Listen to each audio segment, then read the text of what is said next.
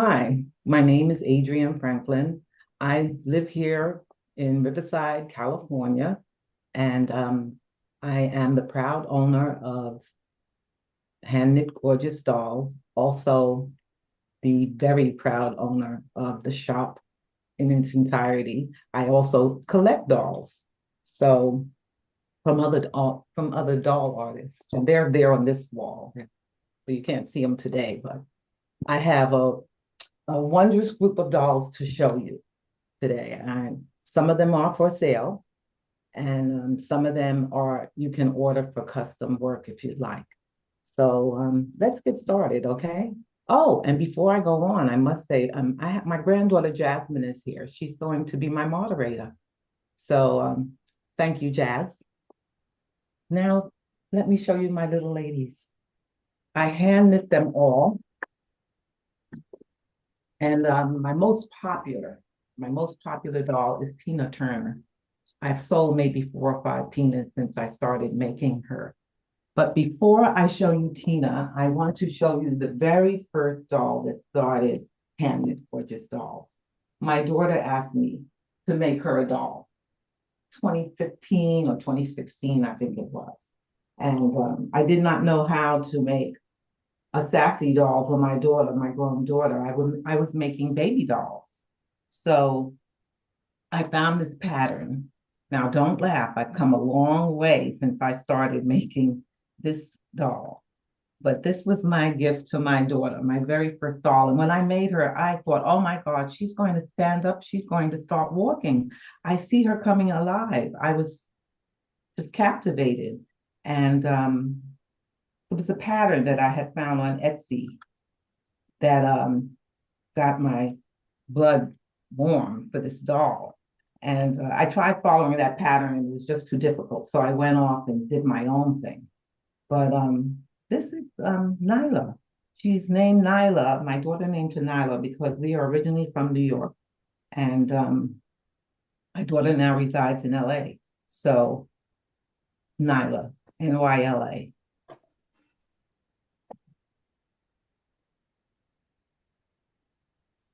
Now I'll show you my Tina doll. He was the first one that I made.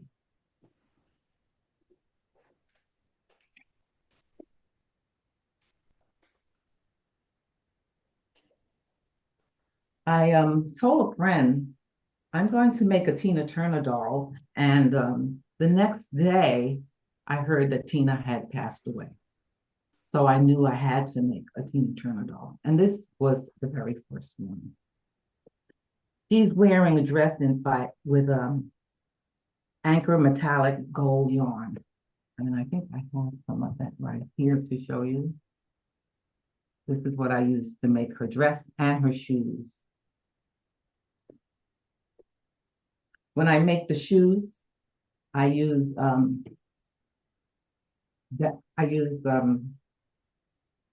skewers. I knit the shoe, and once her leg and shoe are knitted, I take my skewer and I painted the color of the shoe. And I let it dry, and then I cut the skewer, just the tip off of the of the heel that I need, and I slip it through here, right through the bottom of her shoe. And then I steam stuff.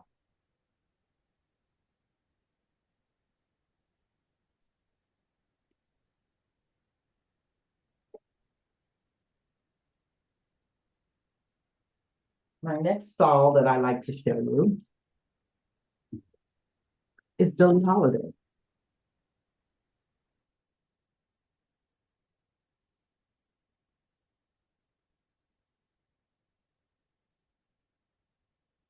Now, this particular doll, I'd like to talk to you about for a second. Some of you may know Billie Holiday. I hope you do.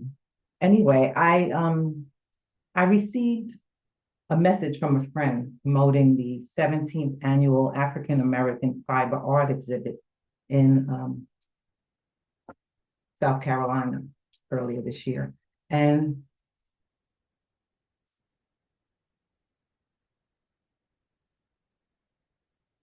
And I decided, okay, I'll do the show. But they asked me, what's your process, Adrian? They had me fill out an application to be accepted into the exhibit. And they asked me, what is my doll process? And so I told them that when I received the email telling me about the 17th annual African American Fibre Art Exhibit celebrating Black music was the theme, I thought I'd love to create another musical genius. But whom? I had made Tina Turner. Female, yes, because I create female dolls. She must be an icon in the music industry. And my first thought was Billie Holiday. From my childhood, I remember my parents playing her music. So, and with gardenias in her hair, Lady Day would show up, which was her nickname back then. Um, I looked for and I downloaded pictures of her. I studied her skin tone, her hair, her clothing, her shoes, and her jewelry. I began knitting her arms, her body, her head, and her legs. And as I stuffed and seamed her body parts together, I listened to her life story on Audible. I also listened to Billie's music and her voice as I embroidered her face, her arms, her fingernails, her hair. As the weeks go by, Billie and I are smiling. We become one, and I'm in love with my Billie Holiday doll. I knit gardenias and my heart sings. I am creating Lady Day. Surrounded by her songs, her light, and color in the room, the gorgeous dolls that surrounds me today, and these beautiful yarns, which you can't see, but I have bins of yarns under my desk, at least 6 or 7 bins of yarn in this room alone. And so I'm surrounded by beautiful yarns. I knit her gown, and I can think of no better place to be than in my doll studio here today. She's beautiful.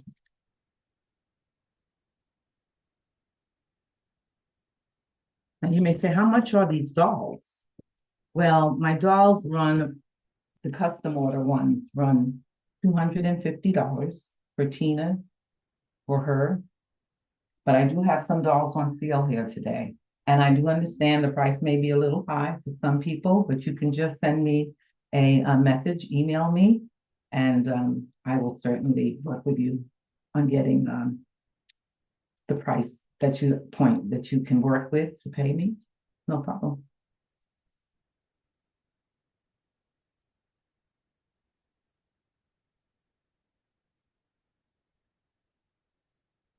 I also make the jewelry, and my husband makes the chairs. Now, this little lady is Cecilia.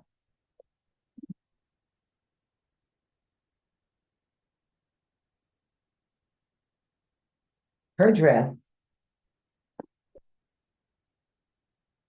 is by Circulon, and it's got a gold sheen in it, but I can't really show it. It won't pop like it does in person, but she has a gold sheen throughout her dress.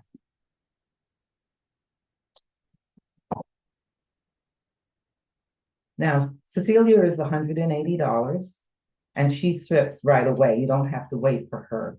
A custom order, you would have to wait because I'm actually booked through February, and so I take custom orders as they come in after that, if you don't mind waiting.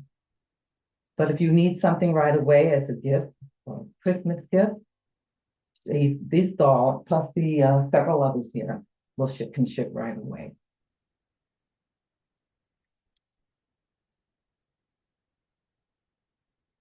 As I was saying, my husband is a retired wood maker, and he makes the chairs for me and any other things that you see in wood around this house.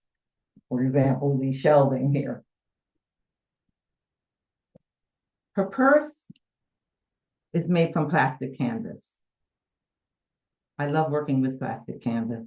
I'll show you some other stuff that I've done. That's her and her jewelry. Can you see her? She's got a faux diamond ring on her finger, beautiful earrings.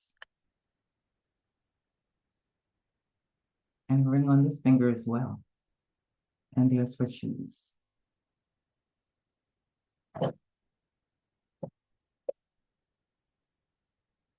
And this little lady is Samantha. She's also 180. And I can work out a payment plan, so that's not a problem.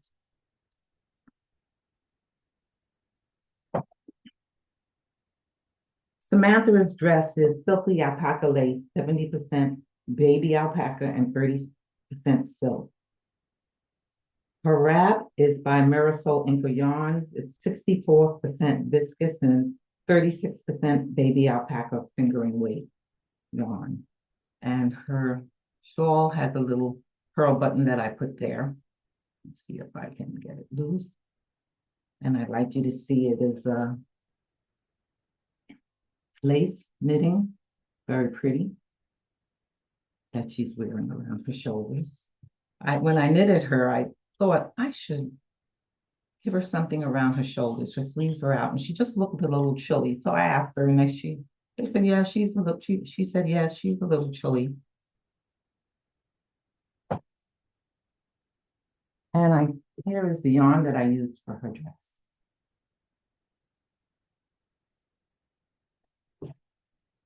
And she too has her jewelry on. She's wearing a watch, an Apple Watch. And who is this one? Samantha. This is Samantha.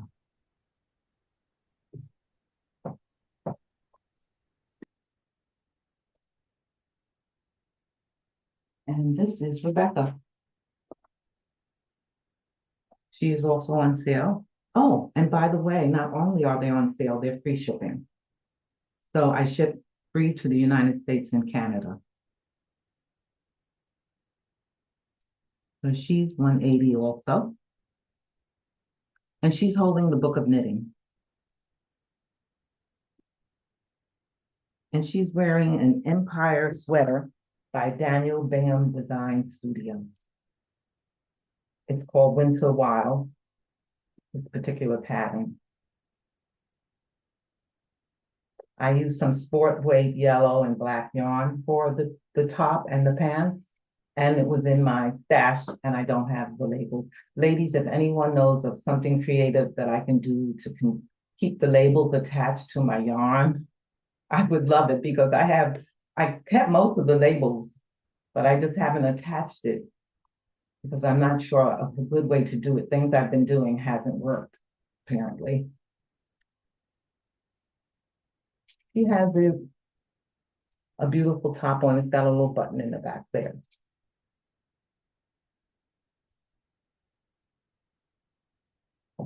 And she too has her jewelry on. She has earrings in her ear. I don't know if you can see them. They're kind of little. I also use false eyelashes on my dolls. And I also have here mermaids. I have 4 mermaids up here.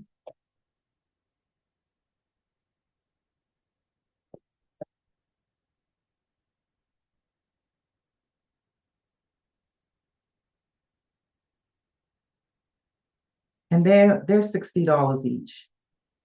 And they ship free as well.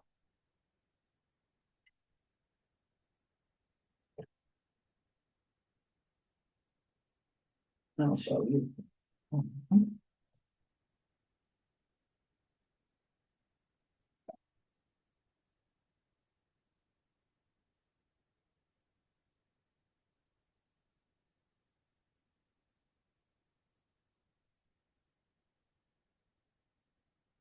And this is a rainbow mermaid. I think she's the only one I have left in rainbow colors.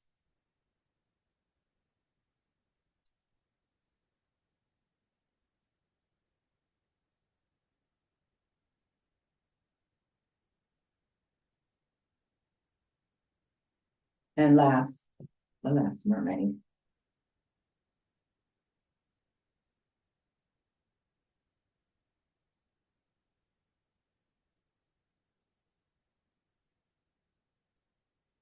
They all have little seashells around their neck.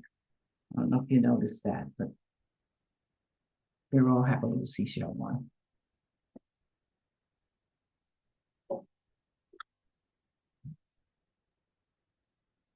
And I would like you to see Nina Simone.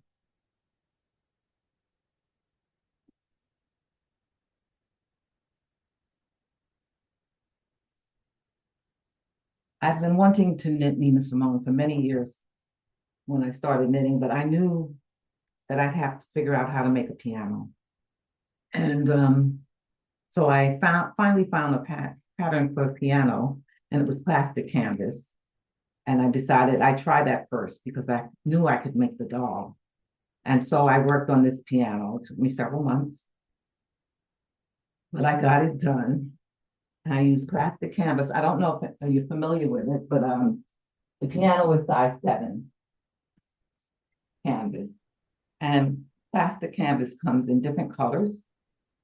And they come in different sizes, the holes in it. Size 7 is this larger hole here, and size 10 would be this, and the holes are smaller, 10 holes to an inch. On size 7, with the larger openings, it's 7 holes to an inch. And I use, see,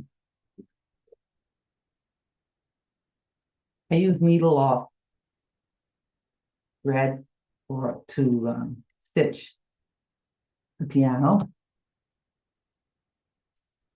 And then I made Nina. I had to make her much smaller because the piano was a lot smaller than I had thought it would be. So she came out really cute, really, really adorable. You know what the hardest part of making the piano was? The bench. I think I made 3 or 4 benches before I was satisfied with the bench. Your attention to detail is incredible. Thank you. Thank you. And there she is. She's a special order, of course, because this takes months for me to make. The piano pattern that I found didn't have a microphone, and she had to have a mic. So I made the microphone. I used the skewers again. I used the skewer here and painted it black.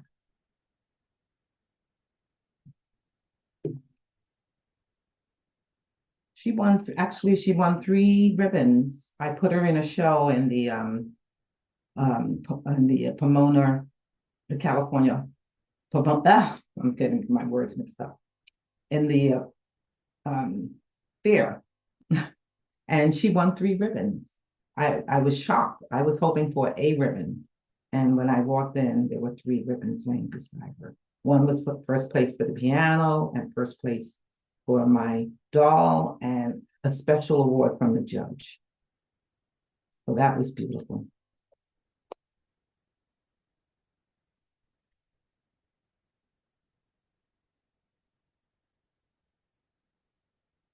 And now I would like to show you Princess Ephigenia.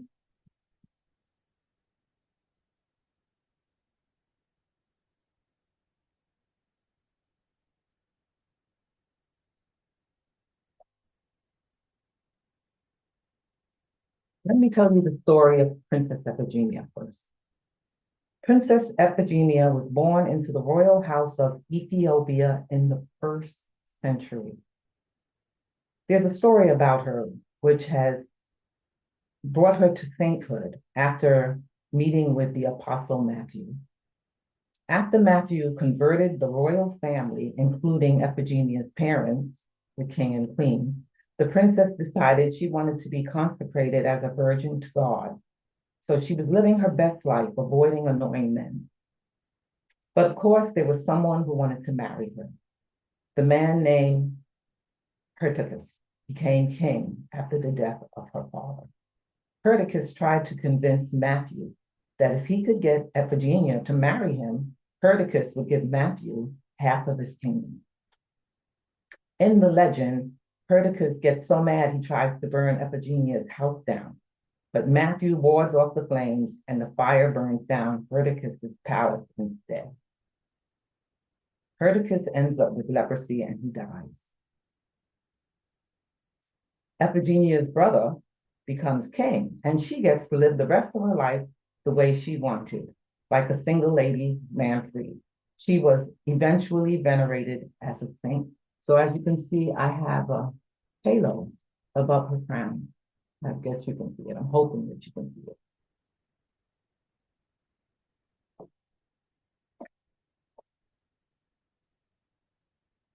And I'd like to let you know that her dress is soft pink merino silk blend, DK weight.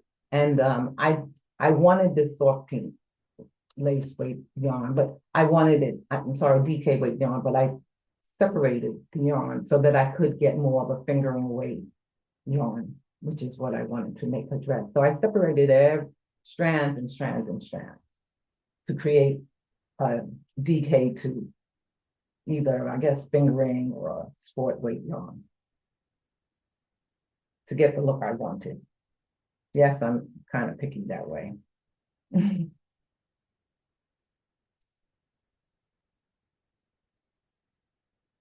I also use the anchor metallic yarn for her crown and her ornaments and her shoes.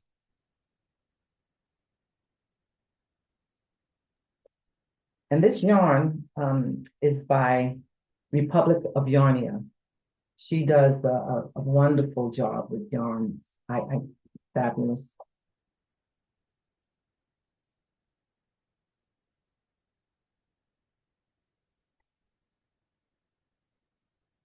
And then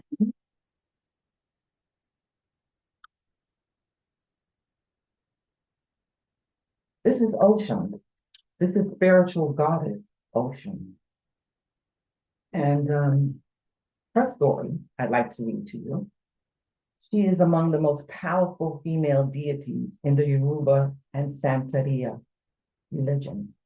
She is one of the goddesses created by their supreme deity, and she acts as a messenger between powerful beings and people.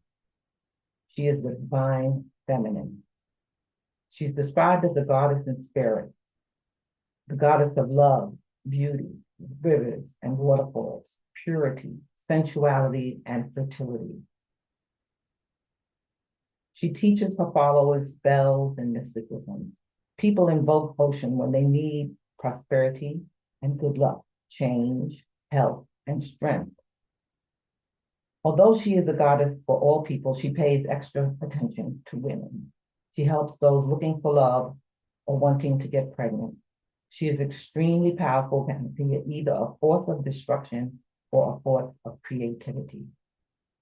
When someone loses a loved one and is grieving, Ocean helps them deal with the pain. She is charming and charismatic, and many male Orishas or many male spiritual gods find her irresistible. So she was being presented at a show, the William Grant Still Art Center in Los Angeles. And I made her because that was their theme of the show. Because she is the goddess of waterfalls, I decided to make her dress using a mermaid pattern. And let's see, do I have that yarn there? I also use Tubu yarn, which is 100% rayon. It's really a nice soft. Rayon is very soft. And I added some gold to it as well to give it the sheen. I don't know if the sheen comes through, but it's a beautiful sheen going through her.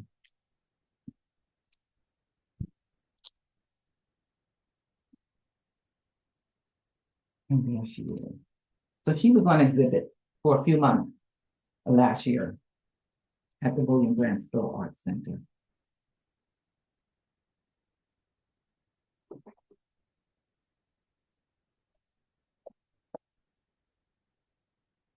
Those are special orders if someone would like one of those dolls. Just send me an email. Now, before I go any further, I want to show you a book. I don't know if this lady is here today. Melissa, I don't know if Melissa is here, but Melissa was on the show, watching the show last February and sent me this beautiful book. And I just wanted to thank her in person if she is here today. It's Knitted Historical Figures. And I love this book. I have been reading it, going through it. Don't have time to actually make one yet, but I did see this little Egyptian lady, and I plan to make her one day. And this book actually inspired me when I made Ephigenia, Princess Ephigenia. It's just so beautifully done. This is Queen Elizabeth I, and it's all knitted. Can you imagine? I am just blown away by this book, and I just wanted to thank her for sending this to me. I did send her a thank you card, but it's not the same. And can I toot my own horn for 1 second? Thank you. I was in a magazine. What? Not I. My dolls and I were in a magazine. And it's called What Women Create. And we were in this spring's edition. And I'll just put through some of the pages. Fabulous photographer came to my house. I was a nervous wreck and took the picture.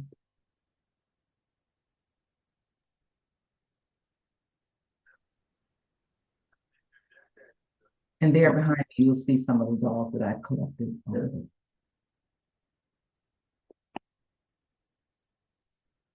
So that was nice because these other doll artists actually got a shout out. And it just goes on and on. It was beautiful. And I wrote every word, every word. It's all about my journey and how I make a doll.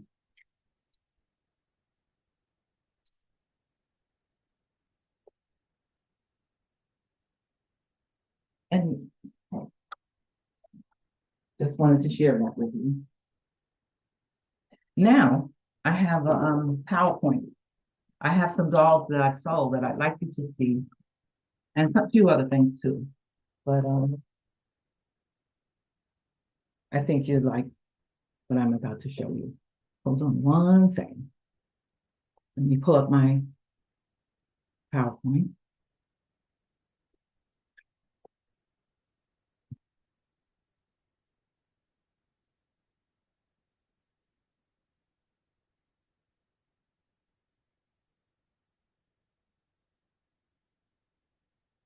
Okay.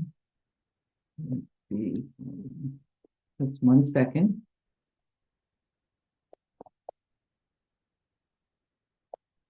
Okay.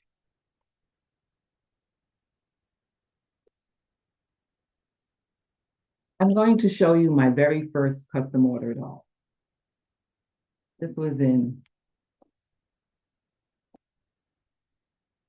2019.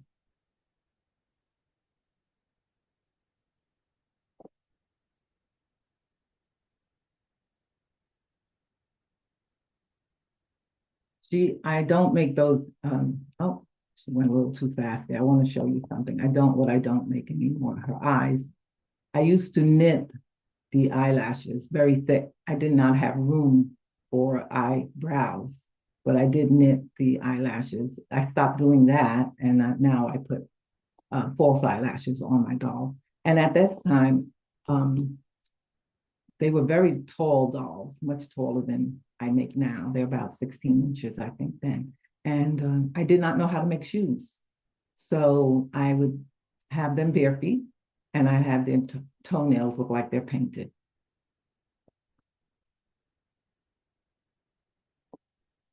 And now I have my Tina Turner, my best-selling custom-made doll.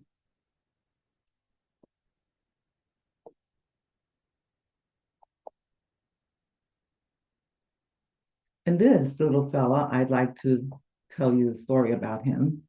He his mother wrote me and asked if I would recreate a toy doll flip flop that she had when she was a child. And I decided to try it. And she sent me her design.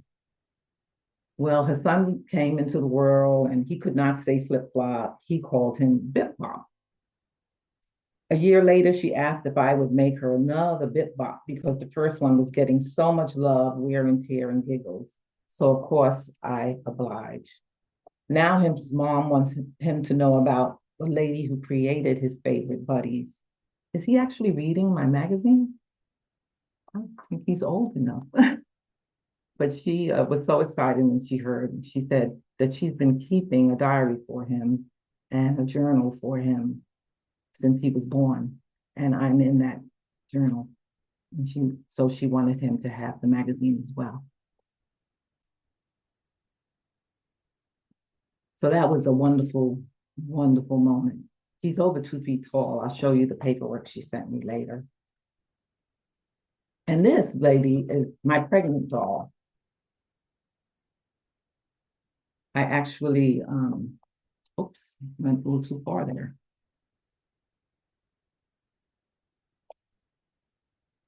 Let's see. Hold on 1 second.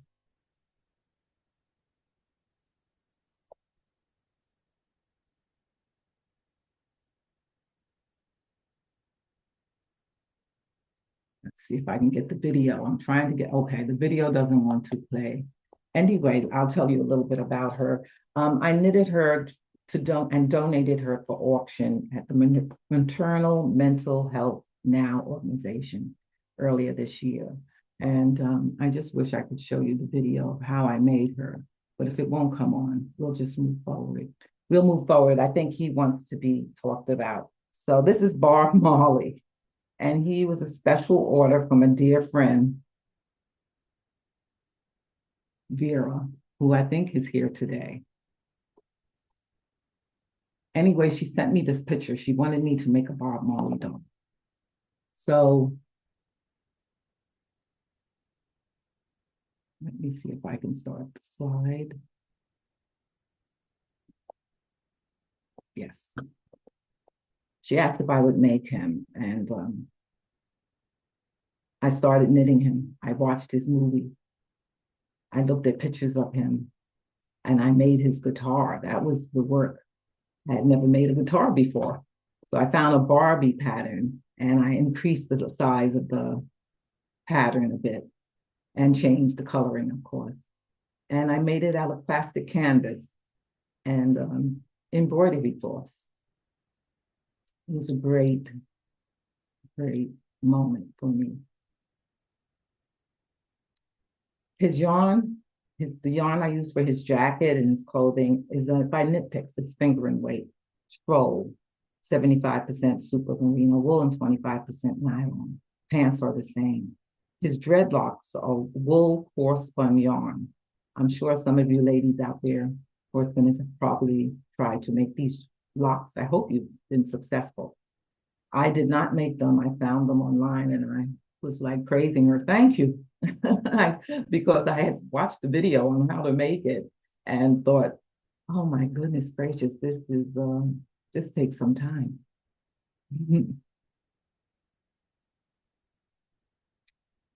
And that's now he's in his forever home.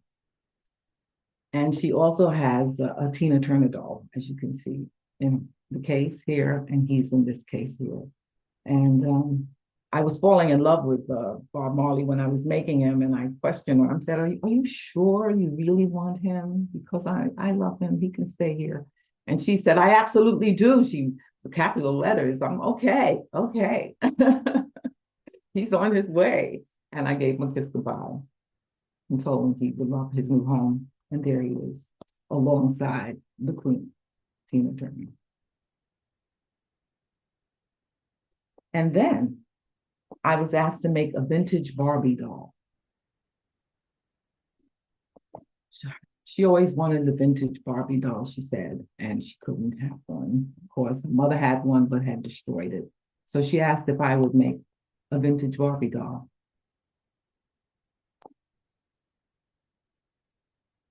Oops, my video doesn't want to work today. I would love you to see pictures of this. Let me see. No, it won't work. Oh, goodness. But anyway, let me go back to her. The vintage Barbie doll was made from Knit Picks gloss fingering weight yarn, 70% of merino and 30% silk. And let me bring it back.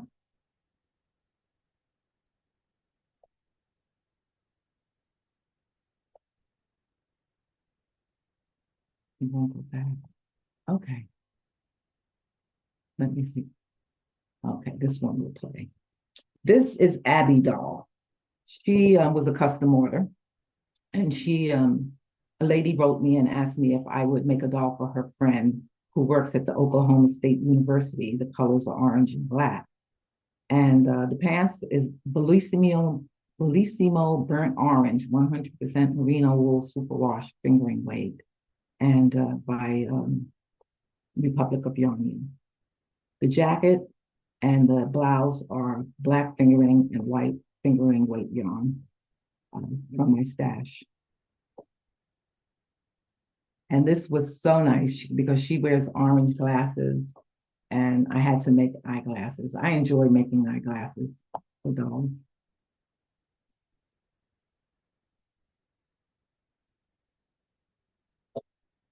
I was hoping this would play. I want to show you, but it won't play. Okay. You're only going down. Here are my 6 skin tones I use for my dolls. You can choose whichever skin tone works for you.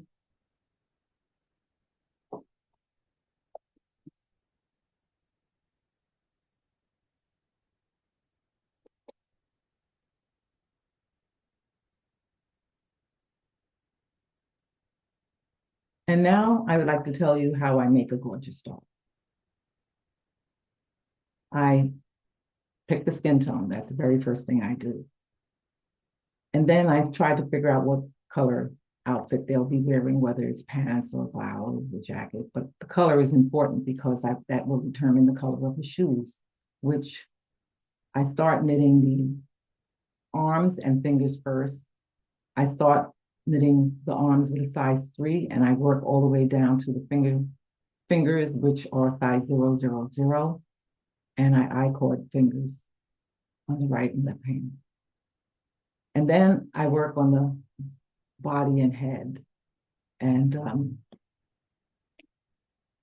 I pick color of panties. I start there. And my granddaughter said to me one day, I was showing her how I made a doll, and she said, Grandma, why are the panties so big? Because I was knitting the panties on up to the waist practically. And I guess the women today wear bikinis. So she couldn't understand why the panties were so big. So I've shortened them since then. And here I am knitting the shoe onto the leg right here. You'll see the silver shoe and the silver yarn. And I think this is size 0 needles I use for shoes.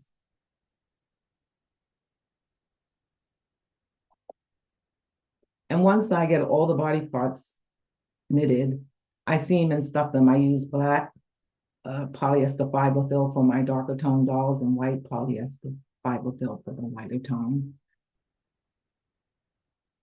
These are pipe cleaners. This is the skeletal system. This is what I use. I don't use the pipe cleaners that come from the craft store. I go to the cigarette shop and I buy original pipe cleaners that men use to clean their pipes with. They're sturdier and they're a little shorter, and they work perfect for the size of my doll. And these are skewers that I use for the heels. I think I showed that to you earlier. I paint the tips. Once the tips are dry, I cut them and insert them into the bottom portion of the shoe at the heel point. And then I seam and stuff the doll. Once that's done, This is how she looks when she's seen and stuff and put together. And then I put on her face. And that I've gotten pretty good at. So I'm much faster now than I used to be. But that takes a little time to find the face that I want her to have. And once I do, she smiles at me and I smile at her, and it's all good. As you can see, there's a lot of yarn at the top of her head. And that's where all the parts go from her face. And she has her ears on as well.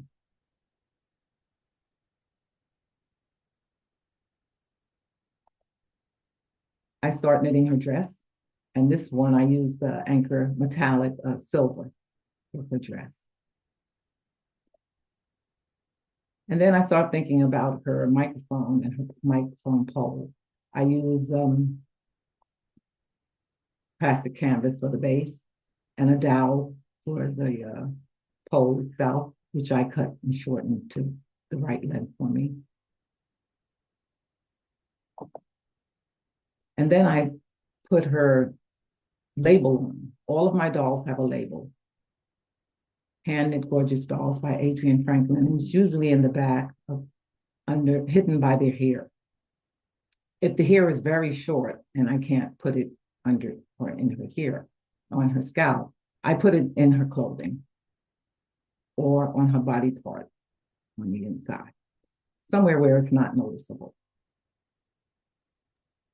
Gary has a question. She said, how long does it take you to knit a doll?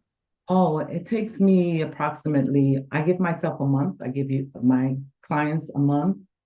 Sometimes I'm finished well before the month, but I can't rush. Sometimes I may have to order something if they want a specific dress, color, or yarn. I have to order those things for them. Or if they want their doll holding something, I may have to order a book or a laptop or whatever it is they want their doll holding.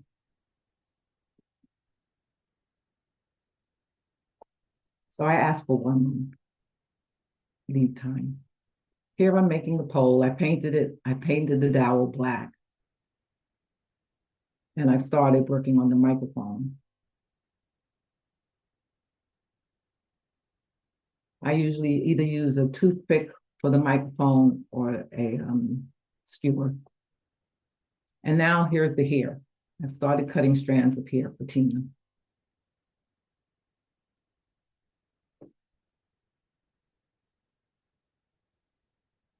She doesn't need her hair straightened, so I don't have to iron it. Other than that, I have a miniature iron, steam iron that I use to straighten hair if I have to. And I have a method of curling hair if I have to make curly hair.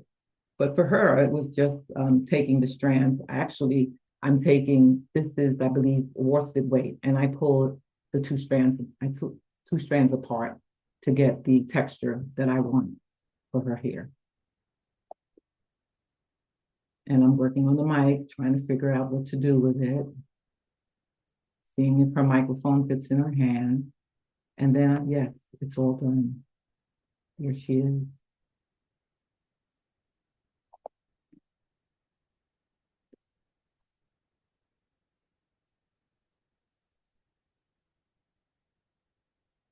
And when I'm making my dolls, I make sure that everyone can see that I to put my heart and soul into it. And I send pictures. I send pictures to the client as I'm working on the doll, showing the progress. So they see it from beginning to end. Everyone gets to see how their doll was made in the process. And that's the end of that.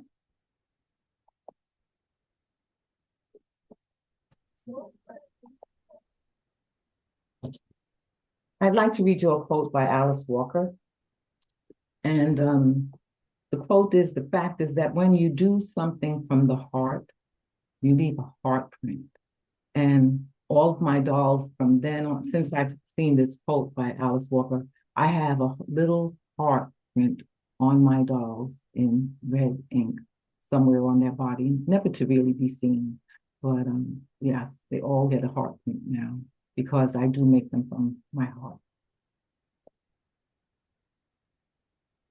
And now I'd like to show you flip-flop. Let me show you the pattern that she sent me to make flip-flop for her son. Bip-flop, his name is. This is what I received in the mail. Yes, he's almost 30, he's about 30 inches long.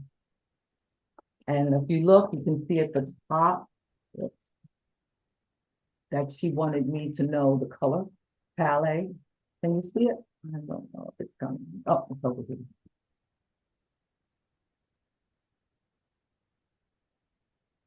She had the color palette of all the colors she wanted for him, which I met.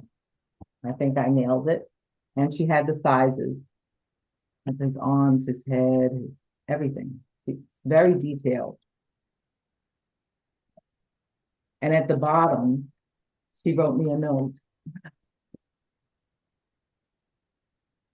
I don't know if you can see it.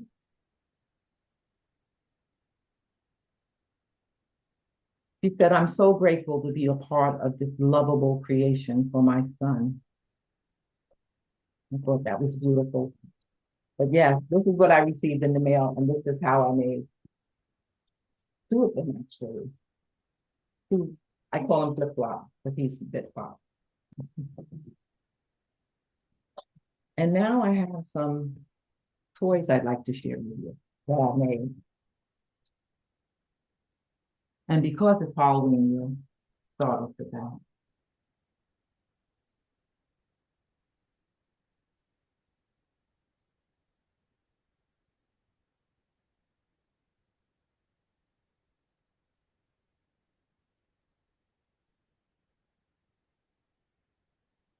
It's Halloween, so I thought a better way to show off Halloween. This is a pattern by Alan Dart. Alan Dart is one of my favorite pattern makers. He's incredible.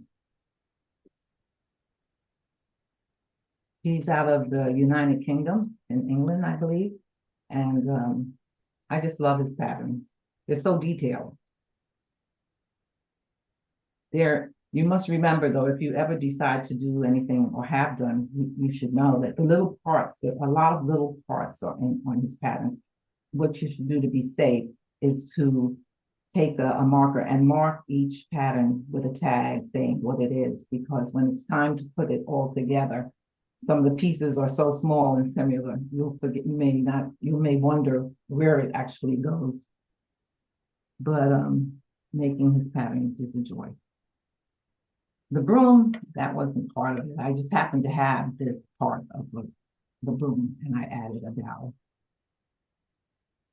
And my husband made the bench.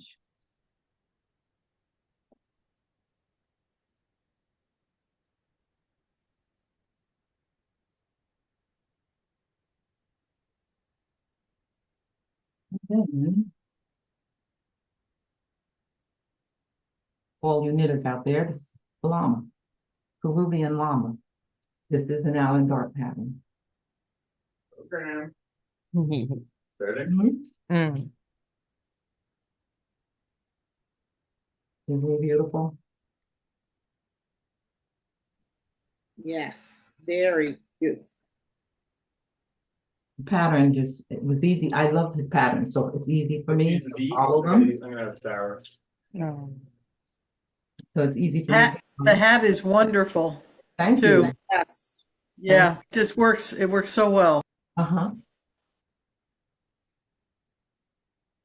But that's Alan Dart. I love his pattern. So I love making toys. Here's another one of his patterns. A sheep. She's knitting a heart. Oh, that is so cute.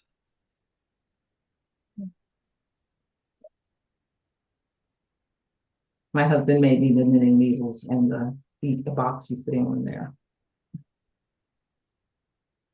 But I try to buy the yarns. Most of it, of course, is discontinued now. But I try to find something comparable.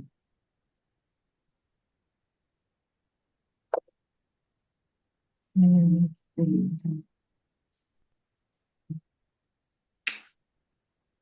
Here's something that I made. This is my pattern. I made a tree, a cherry blossom tree. And I have a little poem that I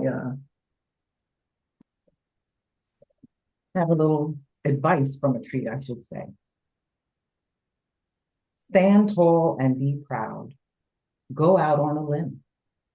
Reach for the sky. Adapt to change. Branch out. Stay grounded. Remember your roots. Drink plenty of water. Get rid of dead wood. Be confident. Never stop growing. That's to my grandchildren out there. Never stop growing. Bend before you break.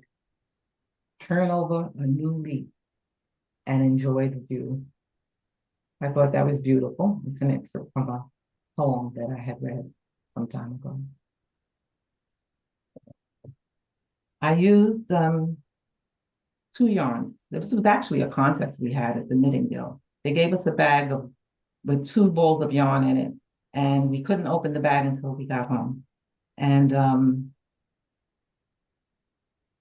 I got home and I opened the bag, and there was this beautiful brown yarn and this beautiful pink yarn in there. And you had to make something with the 2 balls of yarn. And we had several months to bring it back, so it wasn't no rush. But I kept looking at the colors, thinking, these are beautiful. What could I make? A cherry blossom tree. I opened it up a 3rd time and I saw the tree. And you could use other embellishes on your design.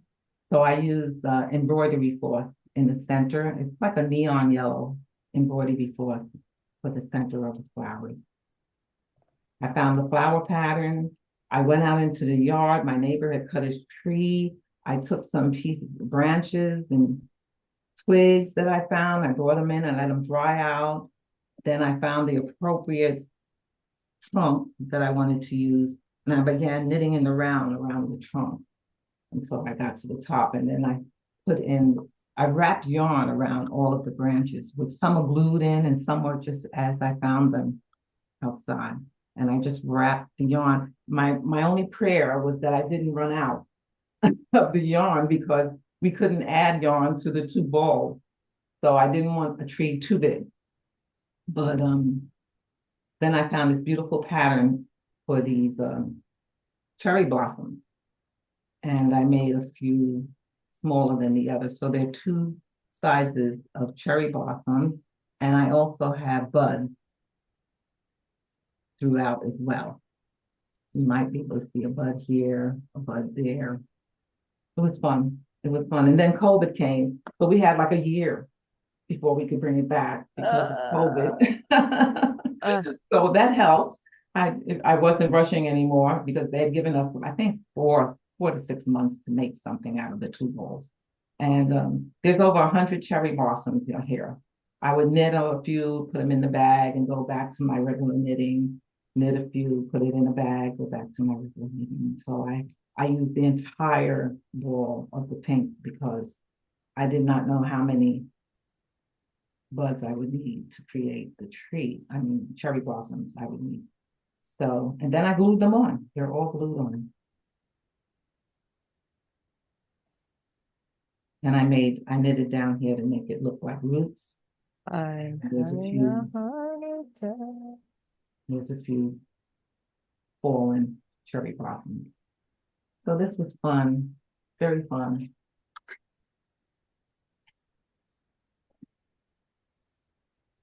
I think, do I have a few minutes? I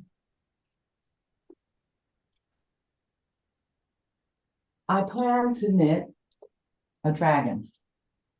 I'm thinking of knitting a dragon. And I found this yarn. Look at this yarn.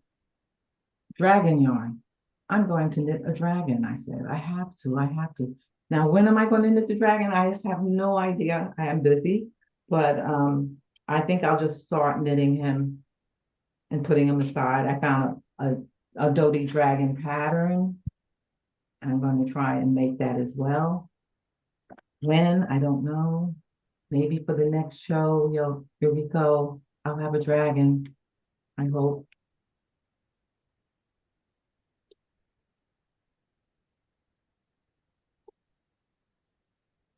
Any questions?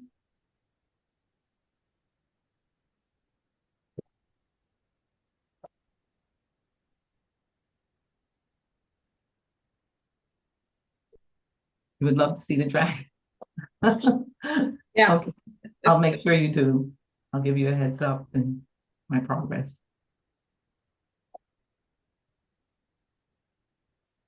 Let's see.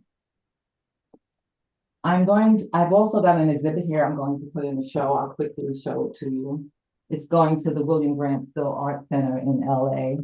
They're putting on a show. And this, it's about African American folk tales, folk songs, things like that. And this is my contribution to the exhibit. It's a song that I used to sing to my kids. It's called Signifying Monkey. And it was written by Oscar Brown Jr. and recorded in 1960. And I went to my aunt's house back then when I was young, and she was playing this album. And I asked if I could borrow it, and she let me bring it home. And of course, I learned every word. And when I had kids, I sang it to them. And it's a song about a monkey, a lion, and an elephant. And the monkey is a signifying lion monkey. And he gets his just but he gets the lion in a lot of trouble with the elephant. He tells the lion a lie that the elephant was talking about his mother and his grandmother. And so the lion gets extremely angry and goes to beat up the elephant. And the elephant tries to tell him, man, you better become somebody your side. But he doesn't listen, and the elephant ends up beating up the lion. And the lion comes back to the monkey, and he's angry at the monkey, and the monkey is laughing at him. Look at you, you're all beat up. And he falls out the tree. And the lion is ready to chew him up. But he tells the lion, I have something I think you should know. You should really know, you should listen to this. And the lion steps back, and the monkey scampers back up into the tree and gets away. And the lion tells the monkey, up in those trees is where you better stay. And that's where they are to this very day. So I thought this would be perfect for the African American folk songs, folk tales at the William Grant Still Art Center. Just amazing. It Just is amazing. Yes, I agree. Thank you. It was fun making a tree, learning how to make leaves. It was fun. And You're the very elephant, talented. I love my elephant. Her name is Elephant. I've had her for a while, so I told her I was going to make the lion, the monkey, and a tree. And put her on exhibit. So she's excited. She's actually going on exhibit for a few months. That's beautiful. Thank you. I wouldn't even call this knitting. I would call this art. Yes. It's fiber art, knitted art. Yes, I'm proud. I'm a proud knitter. Oh, you should be proud. Thank you. Be in a gallery somewhere. Yes. One day, hopefully, that's my dream. But that's it for now. I'm glad you all enjoyed it. I really am. Sorry, I was a few fluffs. I'll try to figure out what happened. During practice, everything worked fine on my video, on my PowerPoint. So I have no idea why those videos wouldn't play. But Thank you so much. you're welcome. Absolutely. It's absolutely gorgeous. Thank you. Thank you. I just Thank stopped the you. recording. Thank you so much, Adrian. You're welcome. Thank you so much. Yes.